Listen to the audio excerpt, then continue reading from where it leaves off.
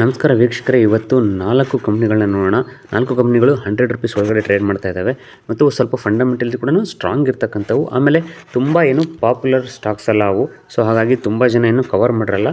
ಆ ಥರದ ಒಂದಷ್ಟು ಇವತ್ತು 4 ಸ್ಟಾಕ್ಗಳನ್ನ ನೋಡೋಣ. ಸ್ವಲ್ಪ ಫೈನಾನ್ಷಿಯಲ್ಸು, ಫಂಡಮೆಂಟಲ್ಸು, ನೇಚರ್ ಆಫ್ ಬಿಸ್ನೆಸ್ಸು, ಒಳ್ಳೆಯ ನೇಚರ್ ಆಫ್ ಬಿಸ್ನೆಸ್ ಇರ್ತಕ್ಕಂಥವನ್ನ ಸೆಲೆಕ್ಟ್ ಮಾಡಿದ್ದೀನಿ.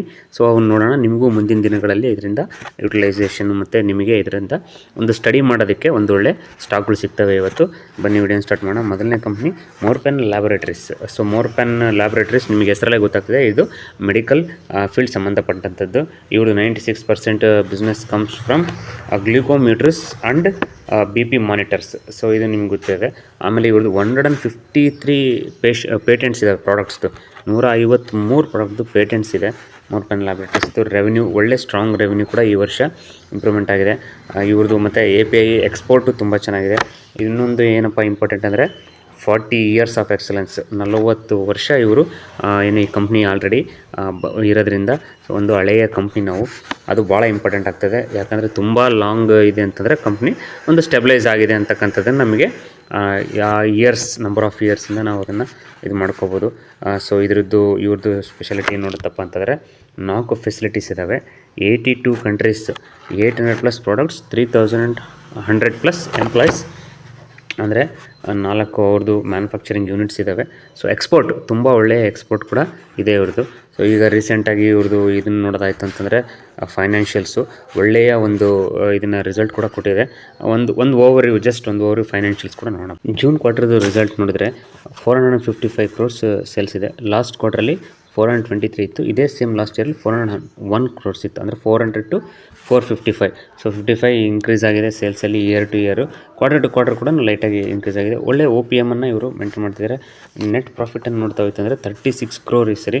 ಸೊ ಎಕ್ಸ್ಪೆನ್ಸಸ್ ಡೌನ್ ಆಗಿರೋದ್ರಿಂದ ಮತ್ತು ಟ್ಯಾಕ್ಸ್ ಕೂಡ ಸ್ವಲ್ಪ 32% ಇತ್ತು ಲಾಸ್ಟ್ ಟೈಮ್, ಇಸ್ 25%. ಟ್ಯಾಕ್ಸ್ ಕೂಡ ಡೌನ್ ಆಗಿರೋದ್ರಿಂದ ಒಳ್ಳೆಯ ನೆಟ್ ಪ್ರಾಫಿಟ್ ಬಂದಿದೆ. Last here the same quarter it was 15 crores, 15 to 36 crores, more than double ಆಗಿದೆ ಪ್ರಾಫಿಟ್ಟು ಲಾಸ್ಟ್ ಇಯರಿಗೆ ಕಂಪೇರ್ ಮಾಡಿದ್ರೆ. ಸೊ ಒಳ್ಳೆಯ ರಿಸಲ್ಟನ್ನು ಈ ಕ್ವಾರ್ಟ್ರಲ್ಲಿ ಒಳ್ಳೆಯ ರಿಸಲ್ಟನ್ನು ಕೊಟ್ಟಿದೆ.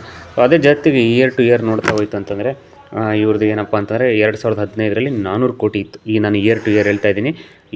ಈ ಸರಿ ನೋಡಿ 2024 ಲಾಸ್ಟ್ ಇಯರಲ್ಲಿ 1690 ಕೋಟಿ, ಅಂದರೆ ನಿಯರ್ಲಿ 1700 crores ಇದೆ. ಸೊ 14, 15, 16 ಅದರಲ್ಲಿ 400-500 crore ಇದ್ದು 1700 crores. ಒಂದು OPM ಕೂಡ ಒಳ್ಳೆ ಮೇಂಟೈನ್ ಮಾಡ್ತಾ ಇದ್ದಾರೆ. ಸೊ ಇದ್ರದ್ದು ನೆಟ್ ಆಪ್ರೇಟಿಂಗ್ ಪ್ರಾಫಿಟ್ ಮಾರ್ಜಿನ್ ಇದೆ. ನೆಟ್ ಪ್ರಾಫಿಟ್ ನೋಡ್ತಾ ಹೋಯ್ತು ಅಂದರೆ ಅವಾಗೆಲ್ಲ 3 ಕೋಟಿ, 10 ಕೋಟಿ, 30 ಕೋಟಿ ಆ ಥರ ಇದ್ದಂಥದ್ದು. 97 ಒಂದು ವರ್ಷ 100 ಕೋಟಿ. ಸೊ ಲಾಸ್ಟ್ ಇಯರ್ ಸ್ವಲ್ಪ ಡಿಪ್ ಆಗಿದೆ, ಬಟ್ ಈ ಸರಿ 97 crores, ನಿಯರ್ಲಿ 100 crores ಪ್ರಾಫಿಟನ್ನು ಮಾಡಿದ್ದಾರೆ. ಸೊ ನೀವು ಓವರ್ವ್ಯೂ ಫೈನಾನ್ಷಿಯಲ್ ನೋಡಿದ್ರೆ ಸ್ವಲ್ಪ ಫ್ಲಕ್ಚುಯೇಷನ್ಸ್ ಕಂಡ್ರೂ ಕೂಡ ಒಂದು ಲಾಂಗ್ ಪೀರಿಯಡ್ ಆಫ್ ಟೈಮಲ್ಲಿ ಒಂದು ಒಳ್ಳೆಯ ಸೇಲ್ಸು ಮತ್ತು ನೆಟ್ ಪ್ರಾಫಿಟ್ ಗ್ರೋತ್ ಕೂಡ ನಿಮಗೆ ಕಾಣಿಸ್ತಾ ಇದೆ. There are fluctuations in this stock. ನೀವು ಸ್ಟಾಕ್ ಪ್ರೈಸು ಅಷ್ಟೇ ತುಂಬ ಫ್ಲಕ್ಚುಯೇಷನ್ಸ್ ನೋಡ್ತಿದ್ದೀರಿ. ಬಟ್ ಆವತ್ತಿಂದ ಲಾಸ್ಟಿಂದ ನೋಡಿದ್ರೆ ಇವತ್ತು ಹತ್ತತ್ರ ಆಲ್ ಟೈಮ್ ಹೈಯಲ್ಲೇ ಇದೆ. ಹಾಗಾಗಿ ಇದು ಮುಂದಿನ ದಿನಗಳಲ್ಲಿ ಕೂಡ ಒಂದು ಒಳ್ಳೆಯ ಇಂಪ್ರೂವ್ಮೆಂಟ್ ಆಗ್ಬೋದಂತಹ ಕಂಪ್ನಿ. ಸೊ ಇವ್ರದ್ದು ಎಲ್ಲ ಪ್ರಾಡಕ್ಟ್ಸ್ ಡೀಟೇಲ್ಸನ್ನು ಕೂಡ ನೀವು ಸ್ಟಡಿ ಮಾಡಿ, ಅಂದರೆ ಇದು ಯಾವ್ಯಾವ ಏನು ಮ್ಯಾನುಫ್ಯಾಕ್ಚರ್ ಮಾಡ್ತಾರೆ, ಏನೇನು ಎಕ್ಸ್ಪೋರ್ಟನ್ನು ಮಾಡ್ತಾರೆ, ಸೊ ಎಲ್ಲವನ್ನು ಪ್ರತಿಯೊಂದನ್ನು ಸ್ಟಡಿ ಮಾಡಿ. ನಿಮಗೆ ಸ್ಟಡಿ ಮಾಡಲಿಕ್ಕೆ ಇದು ಒಂದು ಒಳ್ಳೆಯ ಸ್ಟಾಕು. ಮೊದಲನೇ company Morepen laboratories. Quarter result ನೋಡುತ್ತಿದ್ದರೆ 168 crores ಸೇಲ್ಸ್ ಇದೆ. ಲಾಸ್ಟ್ ಕ್ವಾರ್ಟರಲ್ಲಿ 133 crores ಇತ್ತು. ದ ಸೇಮ್ ಲಾಸ್ಟ್ ಇಯರಲ್ಲಿ ಸೇಮ್ ಕ್ವಾರ್ಟರಲ್ಲಿ 101 crores, 101 crores, 168. So really 70 crores rise ಆಗಿದೆ. ಇದು 133 to 170 crore. ಸೊ ಸೇಲ್ಸ್ ರೆವೆನ್ಯೂನಲ್ಲಿ ಒಳ್ಳೆಯ ಇಂಪ್ರೂವ್ಮೆಂಟನ್ನು ನೀವು ನೋಡ್ತಾ ಇದ್ದೀರಾ. ಸೊ ಇದು ಆಪ್ರೇಟಿಂಗ್ ಪ್ರಾಫಿಟ್ ಸ್ವಲ್ಪ ಕಡಿಮೆ ಇದೆ. ಸೊ OPM ಕೂಡ ಕಡಿಮೆ ಇದೆ. ನೆಟ್ ಪ್ರಾಫಿಟನ್ನು ನೋಡ್ತಾ ಹೋಯ್ತು ಅಂತಂದರೆ ಲಾಸ್ಟ್ ಈ ಕ್ವಾರ್ಟ್ರಲ್ಲಿ 2.17 crore ಇದೆ. Last quarter it was 5 crore. So last year it was 1.43. So last ಇಯರ್ಗೂ ಈ ಇಯರ್ಗೂ ಕಂಪೇರ್ ಮಾಡಿದ್ರೆ, ಅಂದರೆ ಇಯರ್ ಟು ಇಯರು ಒಂದು ಒಳ್ಳೆಯ ಇಂಪ್ರೂವ್ಮೆಂಟನ್ನು ನೋಡ್ತೀರಾ. ಬಟ್ ಕ್ವಾರ್ಟರ್ ಟು ಕ್ವಾರ್ಟರ್ ಸ್ವಲ್ಪ ಡಿಕ್ರೀಸ್ ನೋಡಿದರೆ, ಬಟ್ ರೆವೆನ್ಯೂ ಇನ್ಕ್ರೀಸ್ ಆಗಿದೆ. ನೆಟ್ ಪ್ರಾಫಿಟಲ್ಲಿ ಡಿಕ್ಲೈನ್ ಇದೆ. So it may be of expenses, ಅಂದರೆ ಯಾವಾಗಲೂ ನೋಡ್ತಾ ಇರ್ತೀವಲ್ಲ, ಡೆವಲಪ್ಮೆಂಟಲ್ ಸ್ಟೇಜಲ್ಲಿ ಇರ್ತಕ್ಕಂಥ ಕಂಪ್ನಿದು OPMಸು ಯೂಶ್ವಲಾಗಿ ಕಡಿಮೆ ಇರುತ್ತೆ. ಒನ್ಸ್ ಅವು ಸ್ಟೆಬಿಲೈಸ್ ಆದಾಗ ಒಳ್ಳೆಯ ಇಂಪ್ರೂವ್ಮೆಂಟನ್ನು ಕೂಡ ನಾವು ನೋಡೋಂಥದ್ದನ್ನು ನೋಡಿದ್ದೀವಿ. ಹಾಗಾಗಿ ಬಟ್ ರೆವೆನ್ಯೂ ಮಾತ್ರ ತುಂಬ ಒಳ್ಳೆಯ ಇನ್ಕ್ರೀಸ್ ಆಗಿದೆ. ಹಾಗಾಗಿ ನೀವು ಈ ಸ್ಟಾಕನ್ನು ರ್ಯಾಡರ್ ಇಟ್ಕೊಳ್ಳಿ. ಆಮೇಲೆ the more important thing is ಏನಪ್ಪ ಅಂತಂದರೆ Krithika wires incorporated in 2005 manufacture, exports and supplies a wide range of industrial steel wires and galvanized wires. ಇನ್ನೊಂದು ಮುಂದಿನ ಒಂದು 4-5 ವರ್ಷಕ್ಕೆ ನಿಮಗೆ ಗೊತ್ತಿದೆ ಏನು ರಿನ್ಯೂವಬಲ್ ಎನರ್ಜಿ ಇಸ್ ದ ಏನೋ ಒಂದು ಹಾಟ್ ಸೆಕ್ಟರ್ ಅಂತೇಳಿ. ಸೊ ಆ ರಿನ್ಯೂವಬಲ್ ಎನರ್ಜೀಸ್ ನೀವೆಲ್ಲ ಯೂಸ್ ಮಾಡಿದ್ರೆ ಇವೆಲ್ಲ ಸಬ್ಸಿಡರೀಸ್ ಅಂದರೆ ಈಗ ಫಾರ್ ಎಕ್ಸಾಂಪಲ್ಲು ಏನು ಟ್ರಾನ್ಸ್ಫಾರ್ಮರ್ಸು, ವೈಯರ್ಸು ಈ ಥರದ್ದೆಲ್ಲ ಪ್ರತಿಯೊಂದು ಬೇಕೇ ಬೇಕು. ಆಮೇಲೆ ಈ ವೈಯರ್ಸ್ ಇದೆಲ್ಲ ಕಮ್ಸ್ ಅಂಡರ್ ಬೇಸಿಕ್ ಕಮ್ಯುನಿಟೀಸ್. ಹಾಗಾಗಿ ಒಂದೊಳ್ಳೆ ಬೂಮಿಂಗ್ ಸೆಕ್ಟ್ರಲ್ಲೇ ಇರ್ತಕ್ಕಂಥ ಕಂಪ್ನಿ ಅನ್ಬೋದು. ನೀವು ಇದನ್ನು ಇನ್ನು ರ್ಯಾಡರಲ್ಲಿ ಇಟ್ಕೊಂಡು ಈ ಕಂಪ್ನಿಯ ಬಗ್ಗೆ ಡೀಟೇಲ್ ಸ್ಟಡಿ ಮಾಡಿ. ನಾನು ಕೂಡ ನೆಕ್ಸ್ಟ್ ಒಂದಷ್ಟು ದಿವಸಗಳಲ್ಲಿ ಇದೇ ಥರ ಇಂಪ್ರೂವ್ಮೆಂಟ್ ಆದರೆ ಖಂಡಿತವಾಗೂ ಮುಂದೆ ಒಂದು ಒಳ್ಳೆಯ ಪೊಟೆನ್ಷಿಯಲ್ ಕಂಪ್ನಿ ಆಗ್ಬೋದು. ಒಂದು ಒಳ್ಳೆ ಡೀಟೇಲ್ ವಿಡಿಯೋ ಕೂಡ ಮುಂದಿನ ದಿನಗಳಲ್ಲಿ ಯಾವತ್ತಾದರೂ ಇದ್ರ ಬಗ್ಗೆ ಮಾಡೋಣ. ಮೂರನೇ ಕಂಪ್ನಿ ಯು ಎಸ್ ಕೆ ಅಂತಂದರೆ ಉದಯ್ ಶಿವಕುಮಾರ್ ಇನ್ಫ್ರಾ ಪ್ರಾಜೆಕ್ಟ್ಸ್ ಅಂತೇಳಿ. ಉದಯ್ ಶಿವಕುಮಾರ್ ಇದು ಬಂದ್ಬಿಟ್ಟು ಇವರು ಏನೇನು ಪ್ರಾಜೆಕ್ಟ್ಸ್ ಮಾಡ್ತಾಯಿದ್ದಾರೆ ಅಂತಂದರೆ ನಿಮಗೆ ಗೊತ್ತಾಗ್ತದೆ. ಉದಯ್ ಶಿವಕುಮಾರ್ ಇನ್ಫ್ರಾ ಪ್ರಾಜೆಕ್ಟ್ಸ್ ಅಂದರೆ it's related to infrastructure development ಅಂತ. So infrastructure and real estate ಕೂಡ ಬರುತ್ತೆ. ಇವರು ನೋಡಿ ವೈಟ್ ಟಾಪಿಂಗ್ ಪ್ರಾಜೆಕ್ಟ್ಸ್ ಮಾಡ್ತಾರೆ.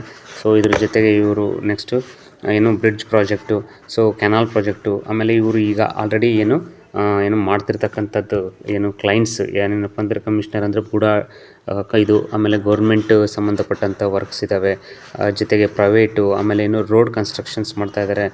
ಇದು ನೆಕ್ಸ್ಟ್ ಈಗ ಕಂಪ್ಲೀಟ್ ಮಾಡಿರ್ತಕ್ಕಂಥ ಕೆಲವು ಪ್ರಾಜೆಕ್ಟ್ಗಳನ್ನ ಕೂಡ ನೀವಿಲ್ಲಿ ನೋಡ್ತಾ ಇದ್ದೀರಾ. ಸೊ ಇದು ಒಂದು ಇನ್ಫ್ರಾಸ್ಟ್ರಕ್ಚರಿಗೆ ಸಂಬಂಧಪಟ್ಟಂಥದ್ದು ಇವರ ಆನ್ ಗೋಯಿಂಗ್ ಪ್ರಾಜೆಕ್ಟ್ಸ್ ಯಾವ ಇದ್ದಾವೆ. ಮತ್ತು ನೆಕ್ಸ್ಟ್ ನಾವು ಯಾವುದೇ ಒಂದು ಕಂಪ್ನಿಯನ್ನು ಸೆಲೆಕ್ಷನ್ ಮಾಡಬೇಕಾದ್ರೆ ಅದಕ್ಕಿಂತ ಮುಂಚೆ ತುಂಬ ವರ್ಕ್ ಮಾಡಬೇಕಂದ್ರೆ ಆ ಕಂಪ್ನಿಯ ಬಗ್ಗೆ ಪೂರ್ತಿಯಾದಂಥ ಡೀಟೇಲ್ಸನ್ನು ನಾವು ತಗೊಂಡ್ರೆ ಮಾತ್ರ ನೆಕ್ಸ್ಟ್ ಮುಂದಿನ ದಿನಗಳಲ್ಲಿ ನಮಗೆ ಅದರದ್ದು ಒಂದು ಏನಪ್ಪ ಅಂತಂದರೆ ಗಟ್ಟಿತನ ಎಷ್ಟಿದೆ, ಅದು ಯಾವ ಥರ ಪರ್ಫಾರ್ಮ್ ಮಾಡಿದ್ದಾರೆ, ಹಿಸ್ಟ್ರಿ ತೆಗೆದು ನೆಕ್ಸ್ಟ್ ಇನ್ ಫ್ಯೂಚರ್ ನಾವು ಪ್ರೆಡಿಕ್ಷನ್ ಮಾಡಿ ಕರೆಕ್ಟಾಗಿ ಒಂದು ಒಳ್ಳೆಯ ನಮಗೆ ಕನ್ವಿಕ್ಷನ್ ಸಿಕ್ತು ಅಂದರೆ ನಾವು ಇನ್ವೆಸ್ಟ್ಮೆಂಟ್ ಮಾಡಿದ್ರೆ ಖಂಡಿತವಾಗ್ಲೂ ಅವು ಮುಂದೆ ಒಳ್ಳೆಯ ಡೆವಲಪ್ಮೆಂಟ್ ಆಯಿತು ಅಂದರೆ ನಮಗೂ ಕೂಡ ಒಳ್ಳೆಯ ರಿಟರ್ನ್ಸನ್ನು ಕೊಟ್ಟೇ ಕೊಡುತ್ತೆ. ಹಾಗಾಗಿ ನಾವು ಯಾವುದೇ ಒಂದು ಕಂಪ್ನಿ ಸೆಲೆಕ್ಷನ್ ಮಾಡ್ಕೋಬೇಕಾದ್ರೆ ತುಂಬ ಚೆನ್ನಾಗಿ ಅದನ್ನು ಪೂರ್ತಿ ಡೀಪಾಗಿ ಅಂದರೆ ಈಗ ಎಷ್ಟು ನೆಟ್ವರ್ತ್ ಇದೆ, ಏನಾಗ್ತಿದೆ, ಫೈನಾನ್ಷಿಯಲ್ ಎಲ್ಲವನ್ನು ಸ್ಟಡಿ ಮಾಡಿ. ಸೊ ಇದು ಮೂರನೇ company Uday Shivakumar infra projects ಅಂತೇಳಿ. ಇದು ಇನ್ಫ್ರಾಸ್ಟ್ರಕ್ಚರ್ ರಿಲೇಟೆಡ್ಡು. ಇದ್ರದ್ದು ಪೂರ್ತಿ ನಾನು ಬೇಕಿದ್ರೆ ಒಂದು ಸಪ್ರೇಟ್ ವಿಡಿಯೋನ ಮಾಡ್ತೀನಿ. ಎಲ್ಲ ಡೀಟೇಲ್ಸನ್ನು ಅಂದರೆ ಇವ್ರದ್ದು ಎಸ್ಟಾಬ್ಲಿಷ್ ಆಗಿತ್ತು ಯಾವಾಗ, ಸೊ ಇವ್ರದ್ದು ಏನು ಮ್ಯಾನೇಜ್ಮೆಂಟ್ ಎಷ್ಟಿದೆ, ಇವರು ಪ್ರಾಜೆಕ್ಟ್ಸ್ ಎಷ್ಟು ಕಂಪ್ಲೀಟ್ ಮಾಡಿದ್ದಾರೆ, ಫೈನಾನ್ಷಿಯಲ್ ರೆಕಾರ್ಡ್ಸ್ ಯಾವ ಥರ ಇದೆ, ಮತ್ತು ಮುಂದಿನ ದಿನಗಳಲ್ಲಿ ಇವರು ಆನ್ ಗೋಯಿಂಗ್ ಪ್ರಾಜೆಕ್ಟ್ಸ್ ಏನಿದ್ದಾವೆ, ಆಮೇಲೆ ಫ್ಯೂಚರ್ ಇವರವು ಆಸ್ಪೆಕ್ಟ್ಸ್ ಏನಿದ್ದಾವೆ ಎಲ್ಲ ಅದ್ರ ಬಗ್ಗೆ ಒಂದು ಡೀಟೇಲ್ ವಿಡಿಯೋ ಕೂಡ ಒಂದು ನೆಕ್ಸ್ಟ್ ಇದರಲ್ಲಿ ಮಾಡೋಣಂತೆ. 4 ಕಂಪ್ನೀಸ್ 1.1 ಸೊಲ್ಯೂಷನ್ಸ್ ಅಂತ. ಇದ್ರದ್ದು ಜೂನ್ ಕ್ವಾರ್ಟರ್ ರಿಸಲ್ಟ್ಸ್ ನೋಡಿದ್ರೆ 61 crores ಇದೆ ಸೇಲ್ಸು. ಲಾಸ್ಟ್ ಕ್ವಾರ್ಟರಲ್ಲಿ 52 ಇತ್ತು. ಲಾಸ್ಟ್ ಇಯರ್ ಸೇಮ್ ಕ್ವಾರ್ಟರಲ್ಲಿ 35 crores ಇತ್ತು. 35 crores to 61 crore, 52 to 61 crore. Year to year ಮತ್ತು ಕ್ವಾರ್ಟರ್ ಟು ಕ್ವಾರ್ಟರ್ ಎರಡರಲ್ಲೂ ಕೂಡ ಸೇಲ್ಸು ಒಳ್ಳೆಯ ಇನ್ಕ್ರೀಸನ್ನು ನೋಡ್ತಾ ಇದ್ದೀವಿ. ಒಳ್ಳೆಯ ಇಂಪ್ರೂವ್ಮೆಂಟ್ ಇದೆ ಸೇಲ್ಸಲ್ಲಿ. ಸೊ ಒಳ್ಳೆ ಸೂಪರ್ ಆದಂಥ ಆಪ್ರೇಟಿಂಗ್ ಪ್ರಾಫಿಟ್ ಅಂತಲೇ ಹೇಳ್ಬೋದು. OPM ಕೂಡ ತುಂಬ ಚೆನ್ನಾಗಿದೆ. ಸೊ ನೆಟ್ ಪ್ರಾಫಿಟನ್ನು ನೋಡ್ತಾ ಹೋಯ್ತಂದರೆ ಈ ಕ್ವಾರ್ಟರಲ್ಲಿ 7.6 crores ಇದೆ. Last quarter it was 6.6, last year it was 2.83 crores. 2.83 ಇಂದ 7.6 ಇಯರ್ ಟು ಇಯರು ಒಂದು ಒಳ್ಳೆಯ ಇನ್ಕ್ರೀಸ್, ಒಂದು ಒಳ್ಳೆಯ ಇಂಪ್ರೂವ್ಮೆಂಟ್ ಇದೆ. ಕ್ವಾರ್ಟರ್ ಟು ಕ್ವಾರ್ಟರ್ ಕೂಡ ಜಾಸ್ತಿ ಆಗಿದೆ.